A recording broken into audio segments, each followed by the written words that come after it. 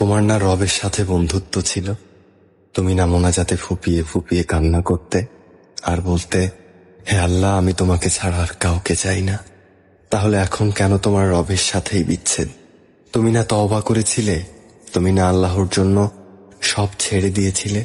তুমি না বুঝতে পেরেছিলে তোমার আসল ঠিকানা কোথায়? তুমি না মুমিন হতে চেয়েছিলে? ইসলাম মেনে চলতে চেয়েছিলে? ভুলে গেছো? আবার কেন পাপে জড়াতে শুরু করলে? তুমি না সিজদায় পড়ে কেঁদেছিলে তোমার গুনাহের জন্য? তাহলে কেন আবার দুনিয়ার ধোকায় পড়ে গেলে? তুমি কি হেরে গেলে তোমার নফসের কাছে? আল্লাহর প্রিয় হতে পারলে না? বারবার শয়তানের ফাঁদে পা ফেলছো। ব্যাপার না, এখনো সময় আছে। তুমি কি জানো না তোমার রব কত মহান? তিনি অপেক্ষা করছেন তোমার জন্য, তোমাকে ক্ষমা করার জন্য।